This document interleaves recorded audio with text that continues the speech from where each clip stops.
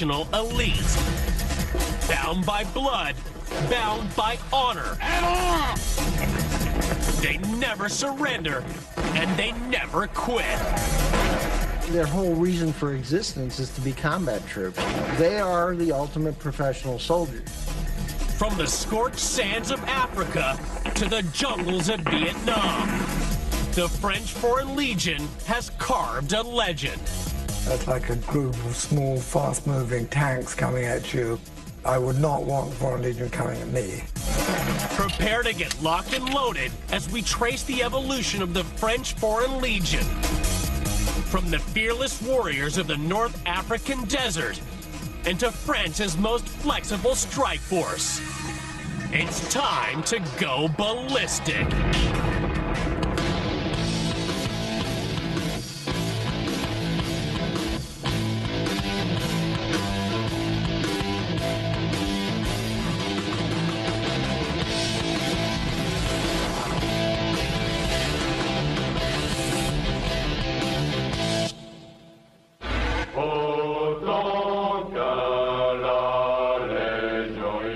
The French Foreign Legion is the French Army's elite fighting force.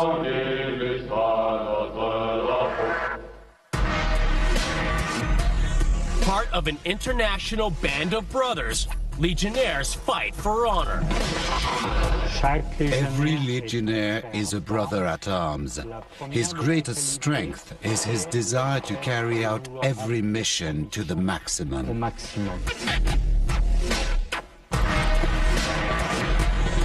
In World War II, they stopped the Germans at the Battle of Bir Hakeim. In Vietnam, they defied overwhelming odds at Dien Bien Phu. And in Algeria, they fought a long and bloody guerrilla war. Today, they're keeping the peace in Africa and taking the war to the terrorists in Afghanistan. Since its creation, the Legion has used generations of cutting-edge combat rifles to take the fight to the enemy. The revolutionary 1886 Lebel that cut down France's foes in the trenches of World War I. The Mass 36, a big-hitting rifle that crushed Hitler's stormtroopers. And in the 21st century, the compact FAMAS, keeping the Legionnaires zeroed in on terrorists and rebels worldwide. The French Foreign Legion is the end result of 180 years of technological evolution and hard-fought combat. Now, weaponology will unlock its family tree, going back through generations of technology to reveal how the forging of an empire, French military innovation, and a fighting spirit second to none has evolved the world's toughest light infantry unit, the French Foreign Legion.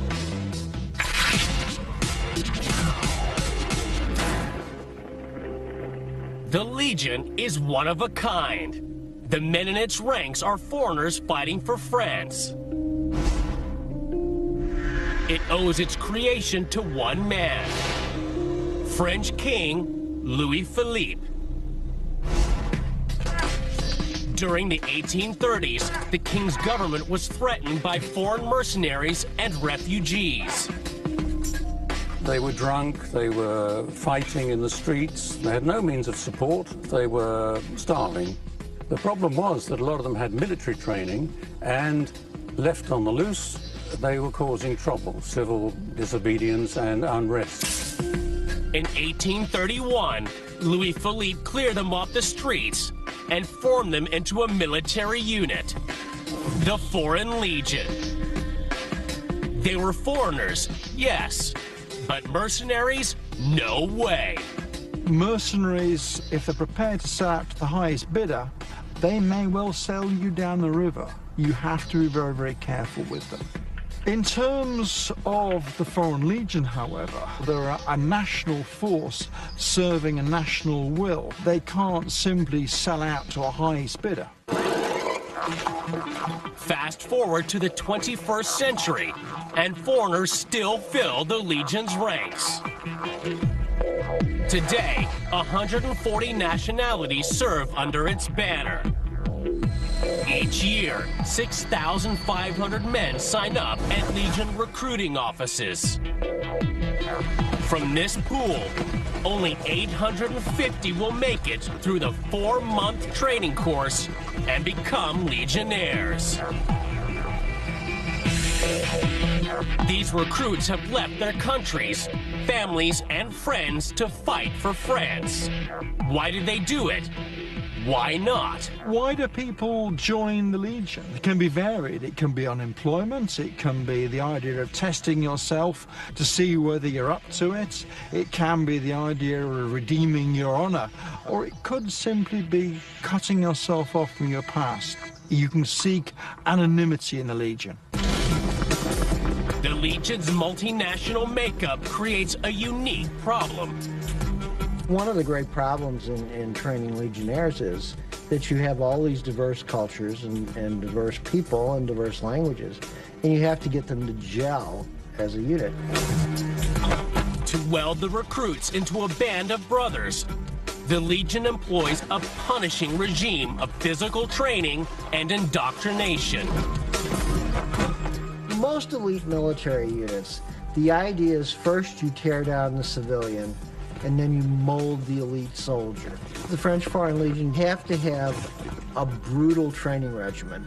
They're molding groups from dozens of countries into soldiers who can fight together as a team. But the first step is to teach the recruits a common language. Orders are given in French. Vous prenez un parti! And if you can't communicate, you can't fight. For 3 months of Legion training, each non-French speaking recruit is paired with a man who speaks the language. Ici, c'est plus à gauche. They use the buddy system. Throughout the day and the night of training, you're put with a man who speaks your own language and French. So you pick it up from him. Legion training ain't just about French homework. Recruits' bodies are chiseled into combat-ready machines through a grueling physical program. 30-mile speed marches, assault courses, simulated battles, and hand-to-hand combat. Legion training is tough and relentless. But each hurdle they overcome builds stronger links between the recruits. There's a saying that says attrition breeds esprit de corps. If you go through very difficult training, once you get into that unit, realizing that individuals you're serving with have had to go through the same hurdles as you, that automatically breeds a closer camaraderie. The recruits are bonded through French lessons and molded by tough physical training. But they are united by the third and most important component of recruit selection: indoctrination. The Legion demands complete loyalty. Its motto says it all: Legio Patria Nostra. And that means very simply, the Legion is our homeland. You're no longer serving the Queen or loyal to the President of the United States. You are loyal to the Legion. To build recruits' loyalty, the Legion has its own brand of rituals and symbols. Its marching song, Le Boudin.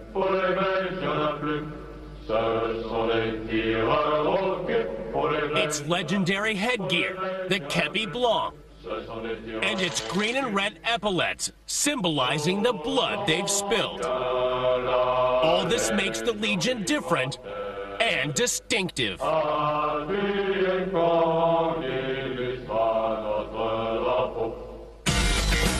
Even its weapons are unique.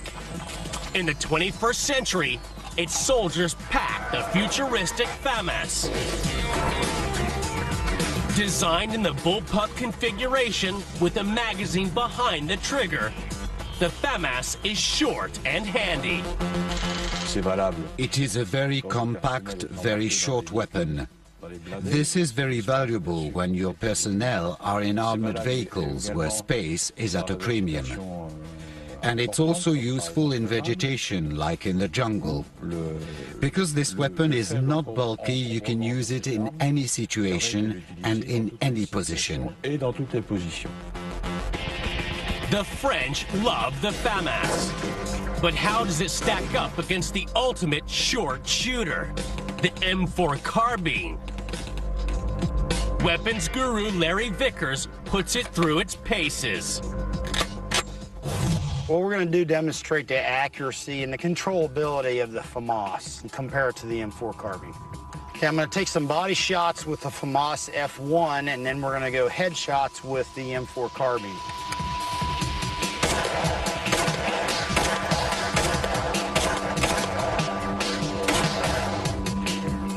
Okay, let's see how the FAMAS F1 stacks up against the M4 carbine.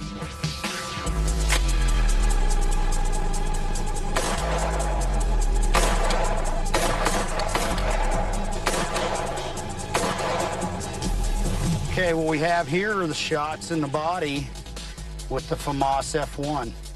As you can see, still easily meets the standard for covering the shots with your hand at about 30 yards or so. But nevertheless, not as tight a group as what we have in the head with the M4. The FAMAS is a very shootable gun, very accurate, obviously. The trigger characteristics, sighting characteristics are such, the short sight radius, it's more difficult to make tighter shots. The M4, a gun I'm more used to, it's very easy to make tight shots, 30 yards or actually much beyond.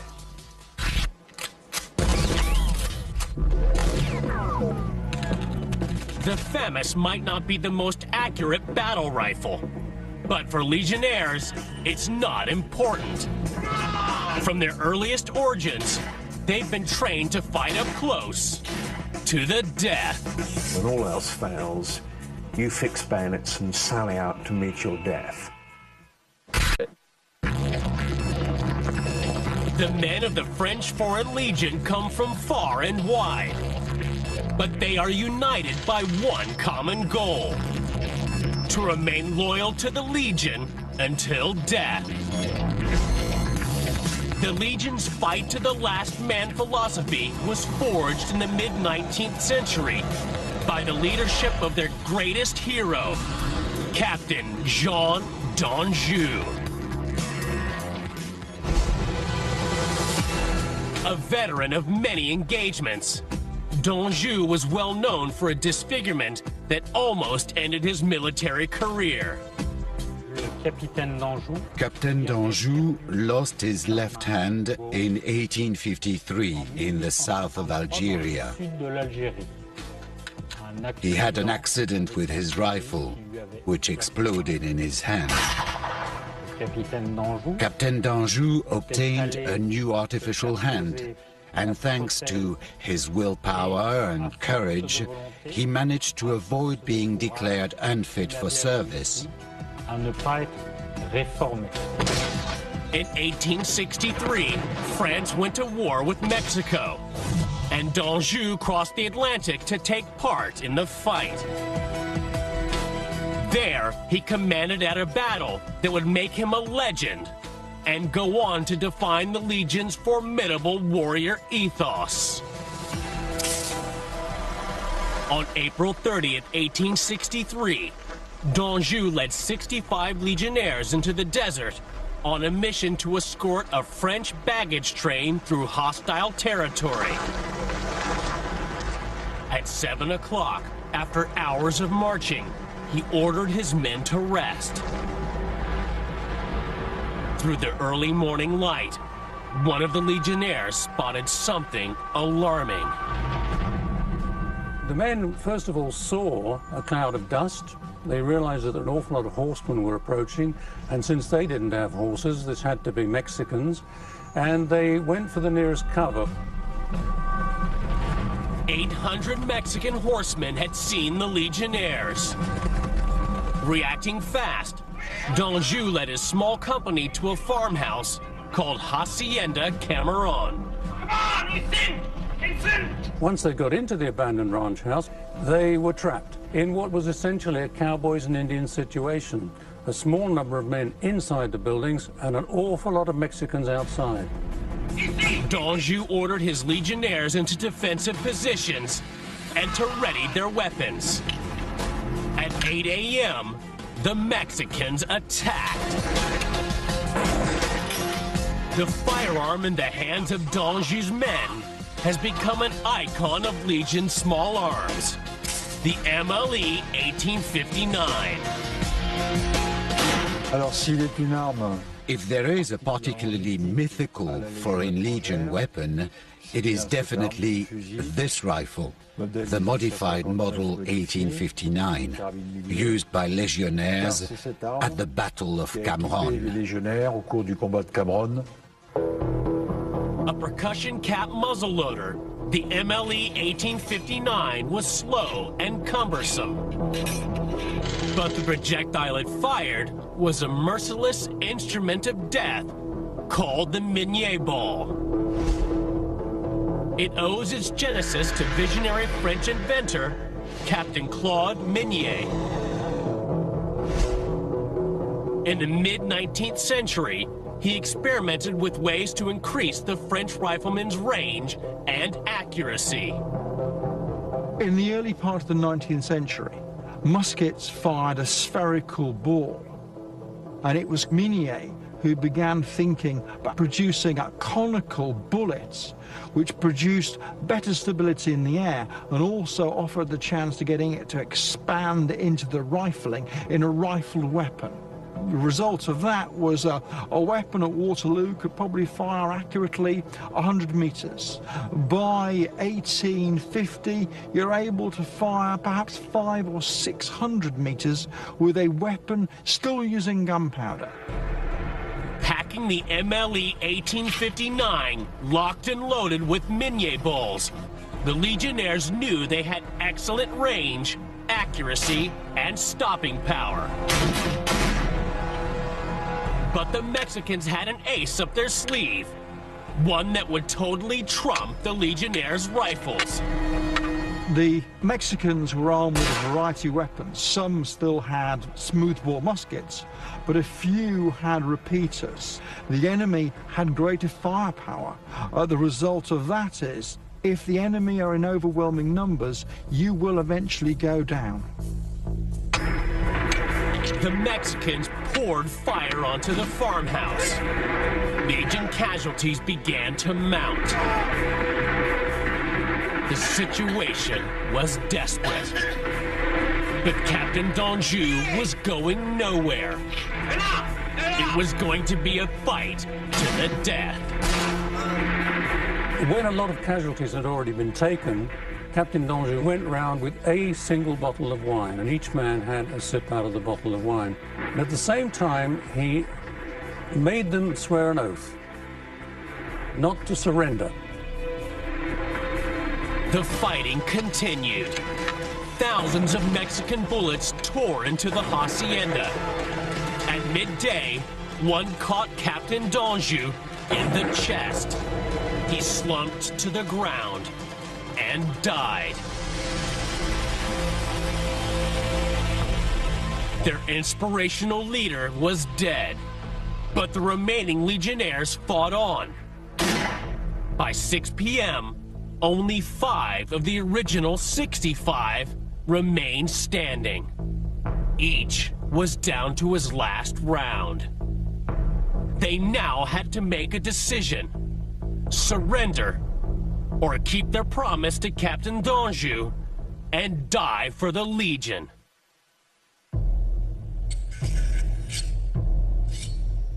Putting death before dishonor, the Legionnaires fixed bayonets and charged the Mexicans.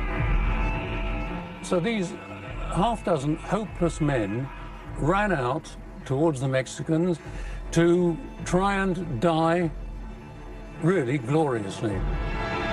Hopelessly outnumbered, the Legionnaires didn't stand a chance. But just before the butchering started, fate intervened. Luckily, a Mexican officer, Colonel Gambas, stood in front of the Mexicans and stopped them firing. The Mexicans stopped fighting and spared the remaining legionnaires. The survivors didn't know it, but they'd made history. Cameroon endures as the distinctive Battle of the Legion, and it's become that symbol of the Legion, not compromising, not surrendering. When the officers are done, the soldiers go on, and you do no deals. When all else fails, you fix bayonets and sally out to meet your death. The Battle of Cameroon was over. But lying forgotten in the hacienda's smoldering ashes was the wooden hand of Captain d'Anjou. Discovered by a Mexican farmer, it was returned to the Legion. And today, the hand is its most precious possession, a symbol of every Legionnaire's responsibility to remain loyal to the very end. La main du capitaine d'Anjou, c'est le The hand of Captain d'Anjou is the symbol of the promise that all Legionnaires make when they join the Legion. Capitaine d'Anjou. On that day, Captain d'Anjou had taken an oath to be loyal to the death. From that day onwards, the Foreign Legion has considered itself to be under that same oath.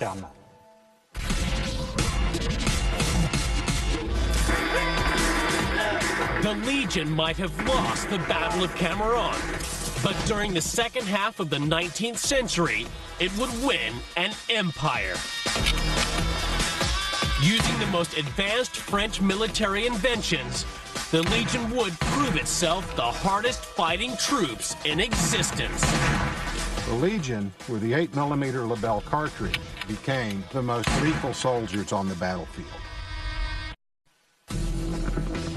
The French Foreign Legion is a hard-fighting outfit with a tough reputation, earned through guts, determination, and most importantly, outstanding combat weapons. And the weapon that built that reputation was a rifle that revolutionized the face of infantry warfare, the 1886 Lebel. The Lebel's genesis began with French inventor Paul Viel and the creation of smokeless powder. Up until the mid-19th century, muskets, rifles, and cannons used black powder to send projectiles hurtling toward the enemy. It did the job, but had some serious drawbacks.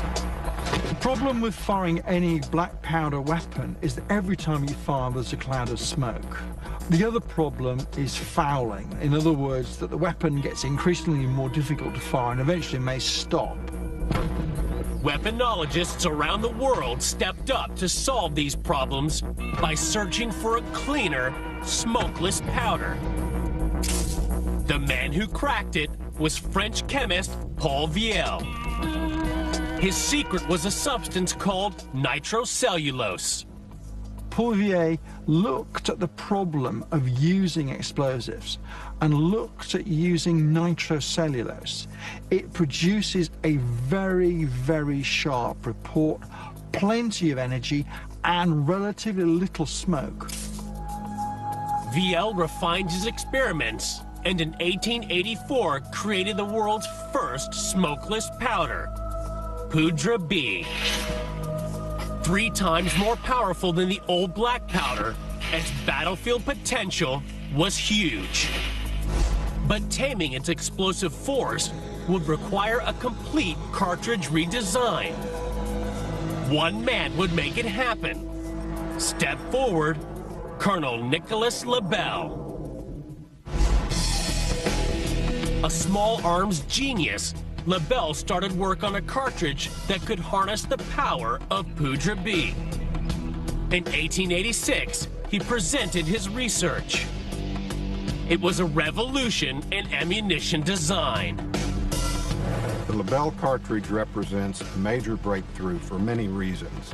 Earlier French firearms fired a larger caliber using black powder. Very low velocity, generally very inaccurate after a few shots. The Lebel cartridge fired a smokeless powder, a much smaller caliber 8mm bullet. This allowed the cartridge to push the bullet at a much higher velocity, resulting in further range, greater accuracy. Lebel's new cartridge promised to crown the French infantry kings of the battlefield. But to turn that promise into reality, they needed a completely new rifle. Having developed the Lebel cartridge, the French needed a rifle capable of taking advantage of its many superior qualities.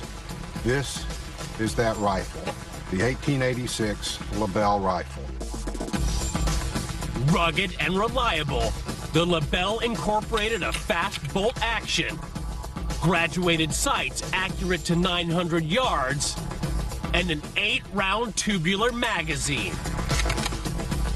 When put head-to-head with the .45 caliber black powder rifle, the combination of Lebel ammo and Lebel rifle literally blows away the competition.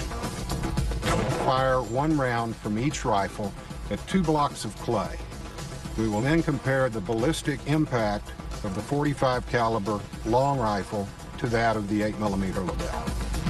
Clay accurately mimics the density of human tissue, graphically illustrating the destructive potential of the two different rounds. First up, the .45 caliber black powder rifle.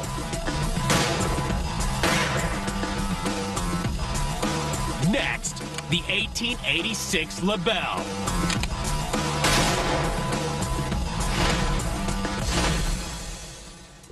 This is the clay we shot with the musket ball. A lot of damage that would have occurred, but by the time the bullet exited the body, it would have lost virtually all of its speed. Soldier behind him, while he may have been hit with the ball, probably would not have been injured. Whereas comparing this to the 8mm Lebel round, large entry wound, very large exit wound. The round obviously still had a tremendous amount of killing power as it left the man's body. It's entirely possible the man behind him would have been struck and killed or severely injured as well. When the Legion got their hands on the Lebel in the late 1880s, they had a super weapon. The Legion, with the 8mm Lebel, obviously became the most lethal soldiers on the battlefield. And the place they test drove the new rifle is synonymous with the Legion. The Sahara Desert. The French Foreign Legion used this as their primary weapon, and in many of their forays in North Africa, this is the weapon that the French Foreign Legion had to go to war with. Hot, dusty, and desolate, the Sahara was the ultimate test for both Legionnaire and rifle. The extreme conditions wore down the Legionnaire's flesh and bone, but the Lebel's rugged steel construction never broke down. In firefight after firefight, Legionnaires armed with Lebels decimated hostile Arab tribesmen. A string of Legion victories spread the French Empire across North Africa. The Lebel was the undisputed lord of the desert. But its biggest test would come when the French army waded into the mud and blood of World War I. The French basically were involved in heavy combat from the very beginning of World War I, and this was their primary service rifle. This is what they fought in their trenches with. Unfortunately for the French, rifle technology had moved on.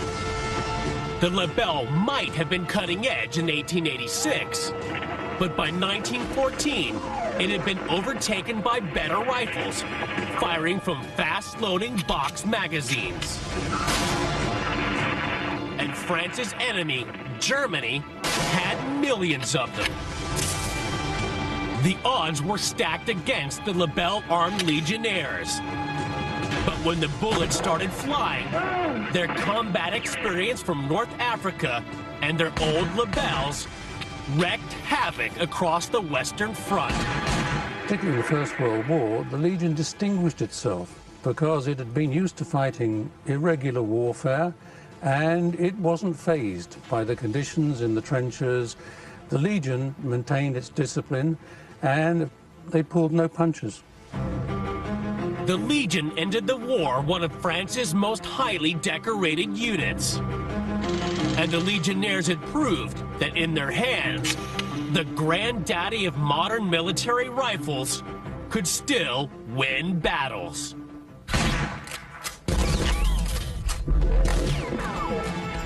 World War I had ended in victory for the Legion. But within a generation, Legionnaires would again see action. Armed with new, powerful rifles, they'd take on the Nazis in Europe and North Africa, fighting some of the hardest battles of World War II. Their defense of Bir Hakeim was the stuff of legends. There's only one thing tougher than a French Foreign Legionnaire, and that's the rifle he uses to bring death to his enemies. The heroes of Cameroon created a legend with the MLE 1859. And the class of 1918 smashed the Germans with the 1886 Lebel. But by the time Hitler unleashed the Blitzkrieg on France in 1940, it was time for an upgrade.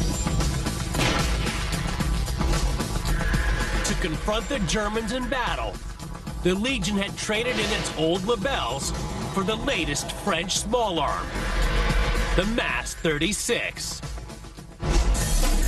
A tough bolt action, the Mass 36 fired a brand new cartridge, the 7.5 millimeter.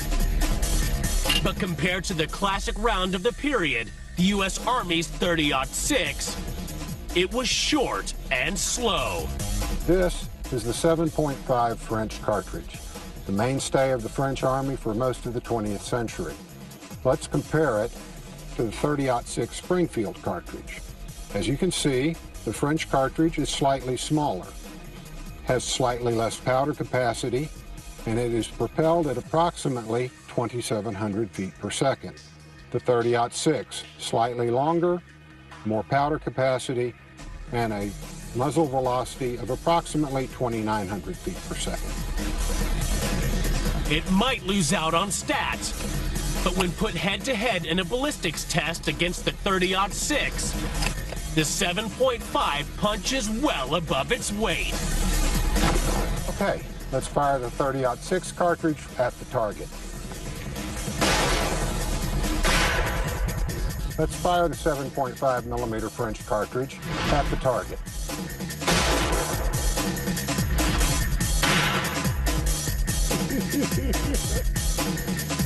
That was impressive. Hope it didn't get the camera.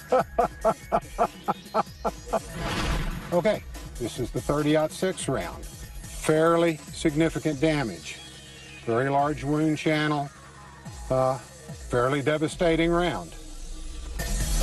The 7.5 French, on the other hand, surprised me. Obviously, tremendous amount of ballistic impact. I think we can safely say that a Moss 36 firing the 7.5 millimeter French cartridge made the Legionnaire a force to be reckoned with on the battlefield. Armed with the Mass 36 and the 7.5 cartridge, the Legionnaires took the fight to Hitler's stormtroopers. They fought hard, but even the Legion could not survive the Blitzkrieg. In the end, the French army fell apart, One of the surprising things about 1940 was the rapidity of the French collapse. Anybody would have thought that the French would have withstood the German impact, and they didn't. With the loss of France, round one had gone to the Germans. These men are a symbol of the mighty force behind the Allied war effort. But unfortunately for Hitler, there were thousands of legionnaires spread across the French Empire and Europe who were ready to join the field and even the score. So again the Legion serves France. The Legion, where heroism speaks every language, where men of all nations are united by a common love of freedom.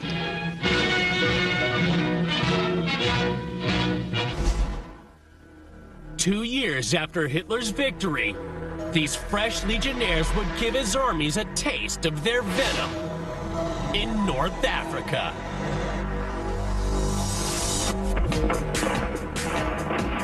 During the Allies' desperate defense of the port of Tobruk in Libya, the Legion was ordered to defend a barren strip of desert called Bir Hakeim.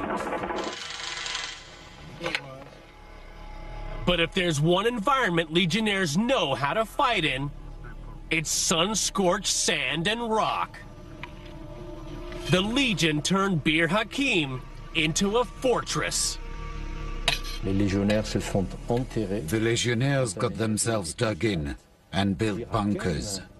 At Bir Hakeim, fields of mines were laid, which meant that tanks and armored vehicles could be stopped.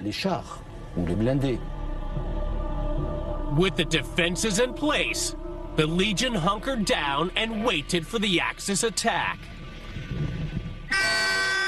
And on May 26, 1942, it came.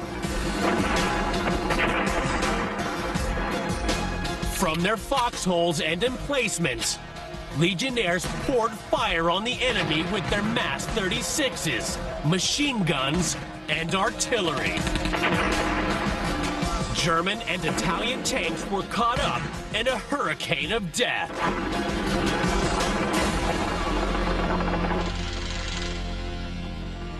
After 2 weeks of ferocious fighting, the Legion was exhausted and out of ammo.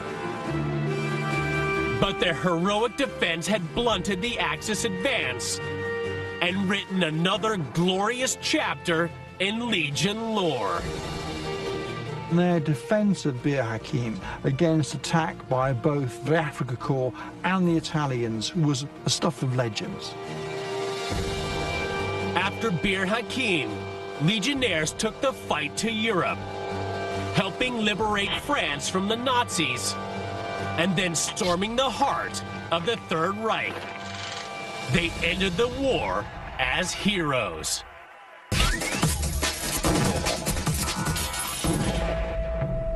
After a disastrous start to World War II, the Legion had picked itself up and come back fighting.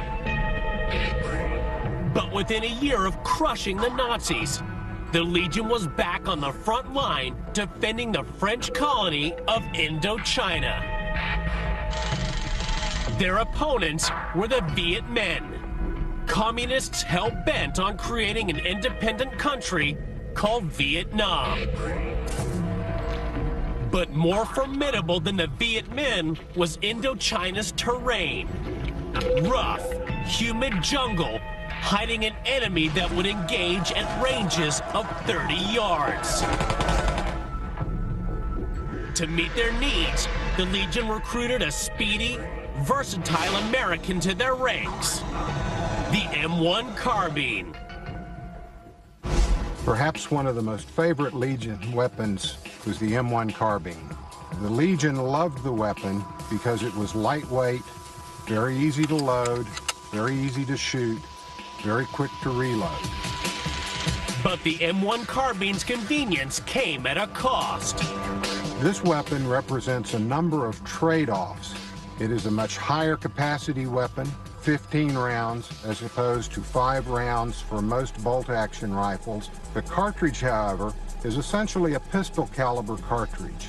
This gave it much less stopping power.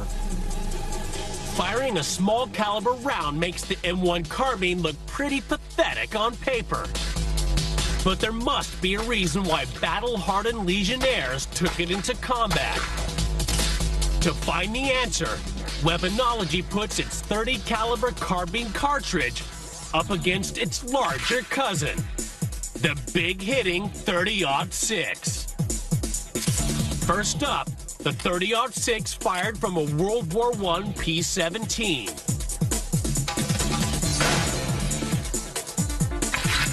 Now, the M1 carbine firing its .30 caliber round.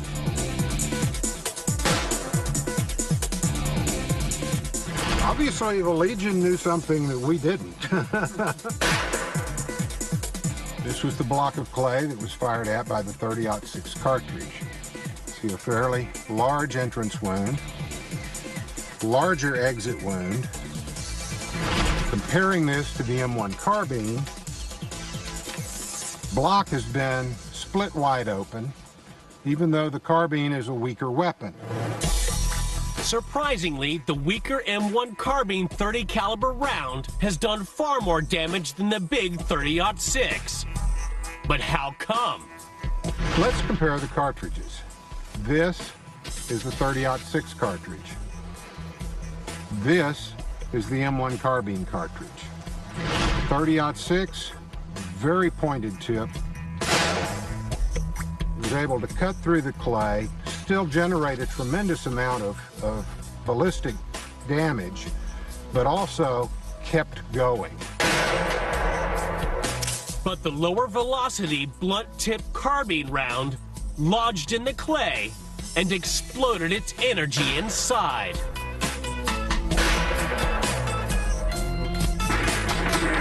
Generating that kind of damage, it was perfect for Indochina.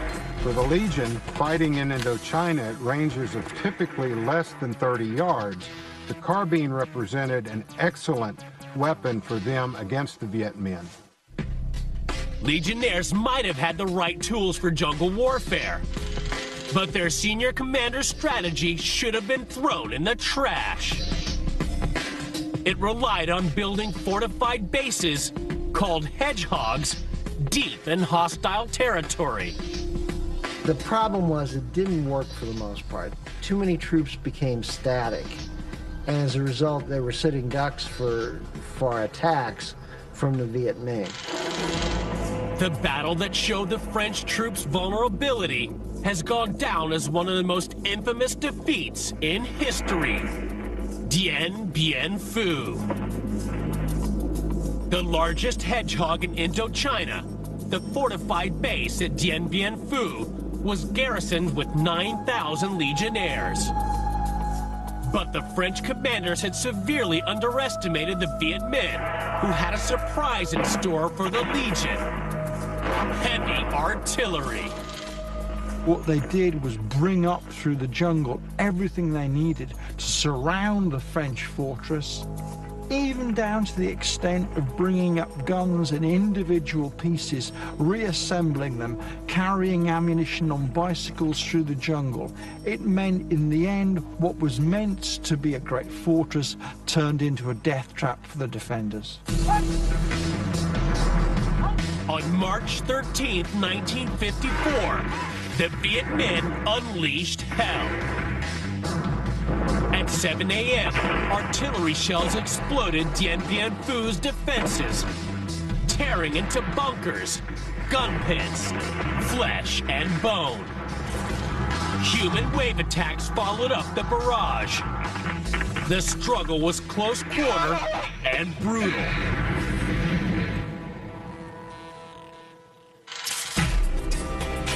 After 2 months of non-stop fighting, the defenders were exhausted. On May 8, 1954, Dien Bien Phu surrendered. The battle was a 20th century Cameron. Just like the battle in Mexico 91 years before, it would be immortalized through the Legionnaires' bravery. It became, in Legion mythology, the sort of classic glorious defeat. So it went right back to the Cameron idea about coping with the more numerous enemy, and when all else fails, sallying forth and taking the bayonet to the Republic's enemies.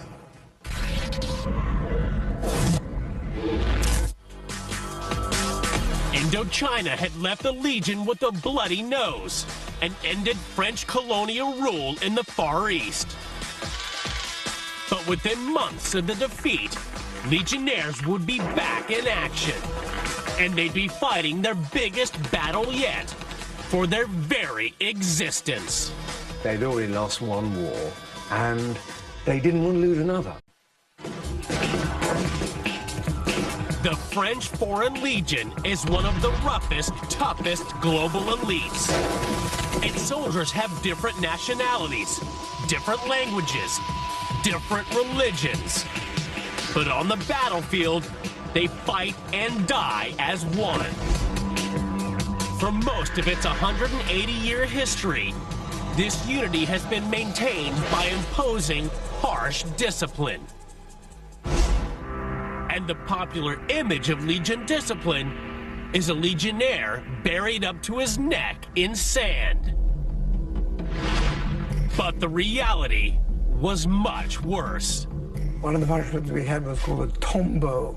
You'd have to dig a trench in the shape of a coffin and lie in it all night. And if it was snowing, it was snowing, and if it was raining, it was raining.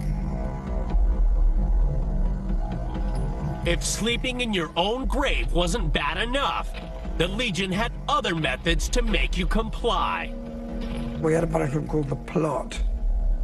A sack of rocks on your back with wire shoulder straps instead of a normal strap, and rocks in the back, and boots without laces, so you slopped and used to run around a circle like a horse. One blast of the whistle, forward roll, 2 blasts of whistle, march at knees bend, and 3 blasts of whistle, you fall on the stomach, crawl on the stomach. The Legion liked to dish it out to insubordinates. But in 1961, it would be the Legion who'd break the rules and be left reeling from a crippling punishment.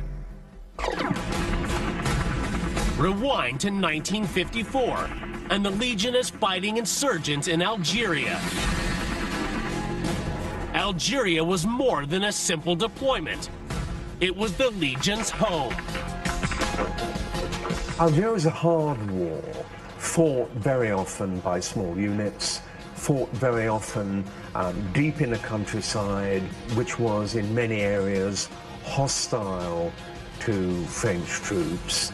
It's a war of raids and ambushes, the bullet in the back, the attack at dawn.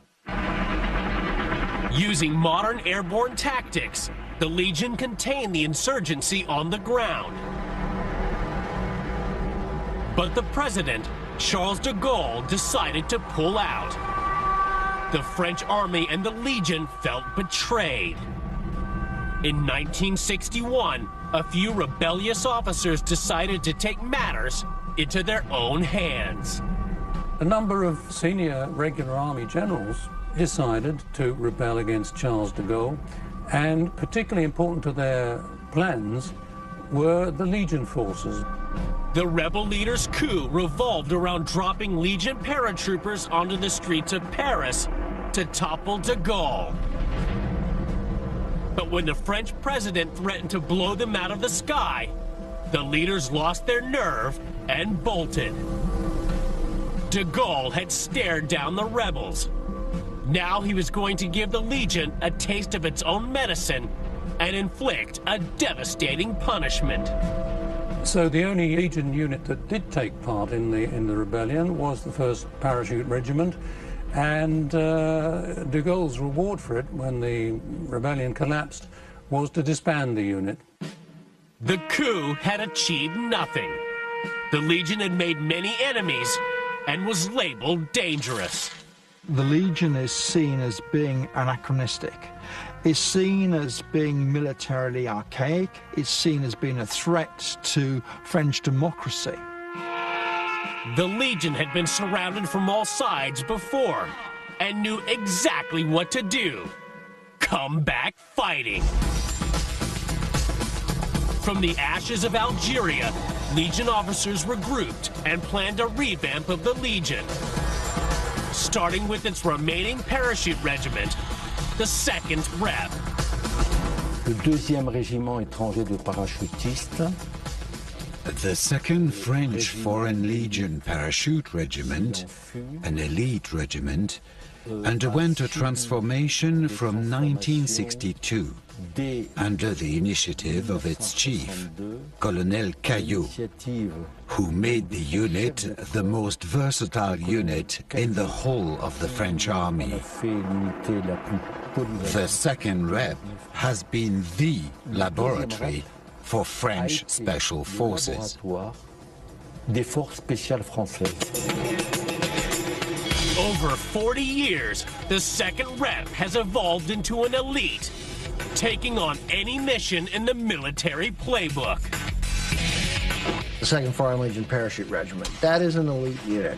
You have members of the 2nd Rep that are trained as mountain troops, some as boat and scuba troops, some as snipers, some as halo troops.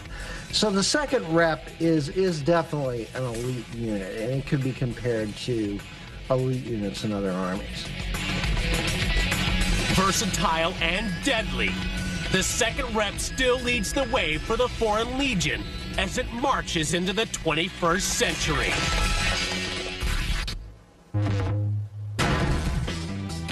Over the past 180 years, the French Foreign Legion has witnessed the rise and fall of an empire, fought some of the toughest battles in history, and been at the forefront of military technology. Drawn together, the branches on its family tree reflect its unique genesis. The Battle of Cameroon created a never-say-die ethos. French ingenuity spawned generations of powerful combat rifles. The collapse of an empire produced a modern and versatile fighting force. You have to get them to gel as a unit. To weld the recruits into a band of brothers, the Legion employs a punishing regime of physical training and indoctrination.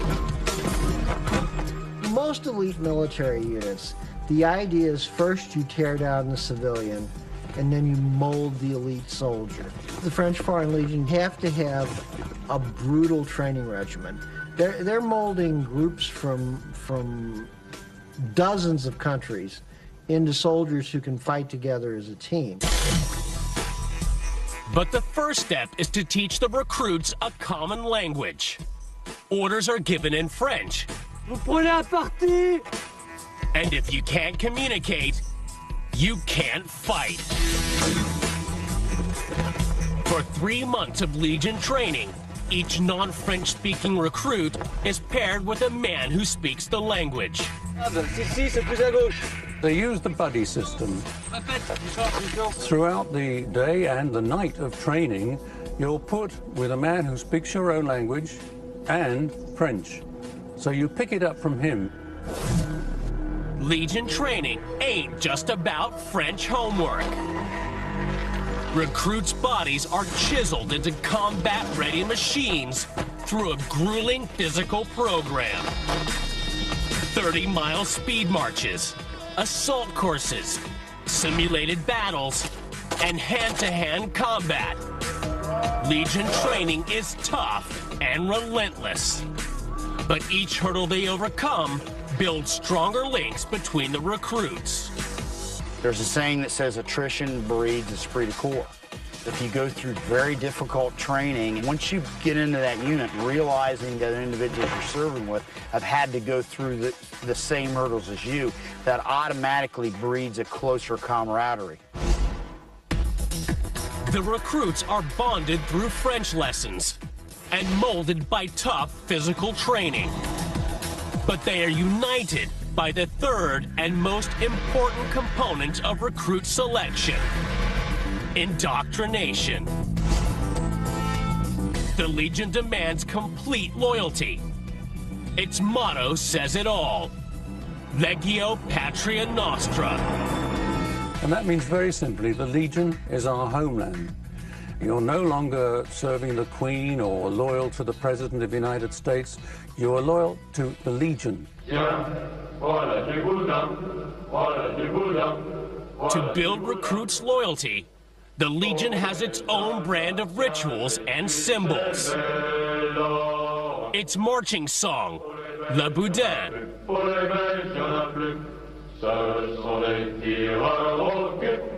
Its legendary headgear, the Kepi Blanc. And its green and red epaulets, symbolizing the blood they've spilled. All this makes the Legion different and distinctive.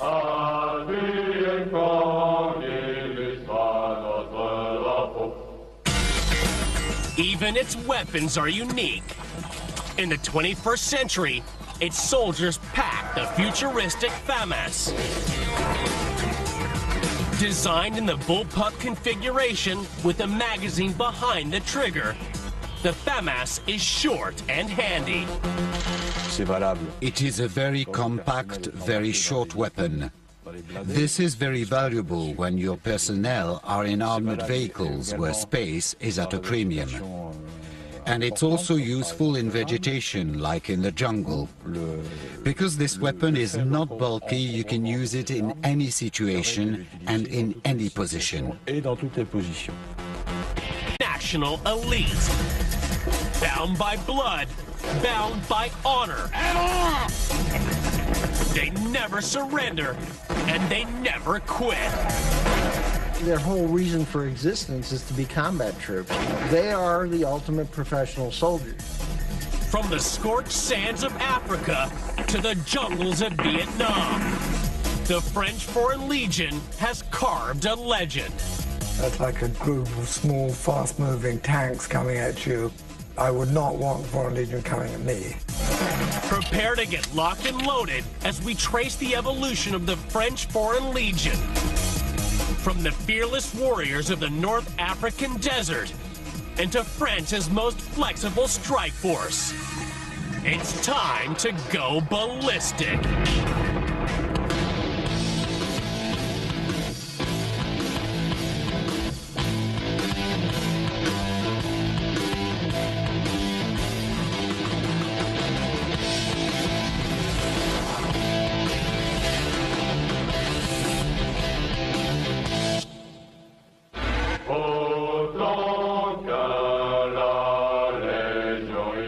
The French Foreign Legion is the French Army's elite fighting force.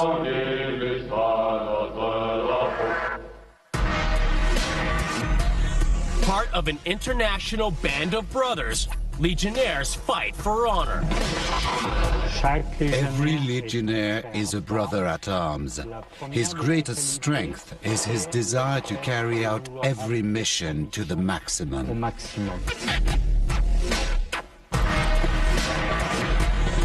In World War II, they stopped the Germans at the Battle of Bir Hakeim.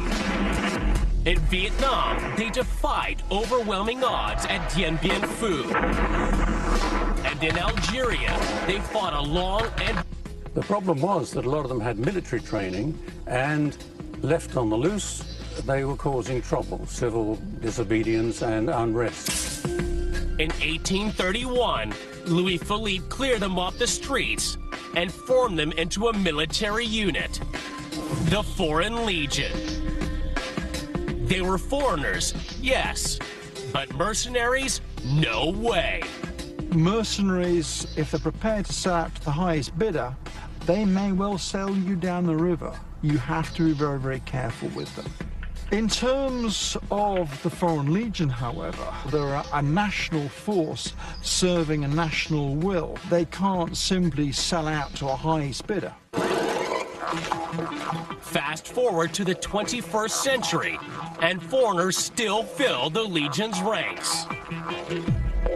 Today, 140 nationalities serve under its banner. Each year, 6,500 men sign up at Legion recruiting offices. From this pool, only 850 will make it through the 4-month training course and become legionnaires. These recruits have left their countries, families, and friends to fight for France. Why did they do it? Why not? Why do people join the Legion? It can be varied. It can be unemployment. It can be the idea of testing yourself to see whether you're up to it. It can be the idea of redeeming your honor. Or it could simply be cutting yourself off from your past. You can seek anonymity in the Legion. The Legion's multinational makeup creates a unique problem. One of the great problems in training legionnaires is that you have all these diverse cultures and diverse people and diverse languages. And bloody guerrilla war. Today, they're keeping the peace in Africa and taking the war to the terrorists in Afghanistan. Since its creation, the Legion has used generations of cutting-edge combat rifles to take the fight to the enemy. The revolutionary 1886 Lebel that cut down France's foes in the trenches of World War I. The Mass 36, a big-hitting rifle that crushed Hitler's stormtroopers. And in the 21st century, the compact FAMAS, keeping the Legionnaires zeroed in on terrorists and rebels worldwide. The French Foreign Legion is the end result of 180 years of technological evolution and hard-fought combat. Now, weaponology will unlock its family tree, going back through generations of technology to reveal how the forging of an empire, French military innovation, and a fighting spirit second to none has evolved the world's toughest light infantry unit, the French Foreign Legion.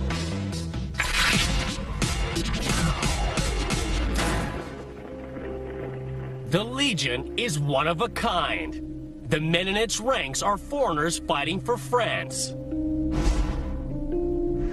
It owes its creation to one man, French King Louis Philippe. During the 1830s, the king's government was threatened by foreign mercenaries and refugees.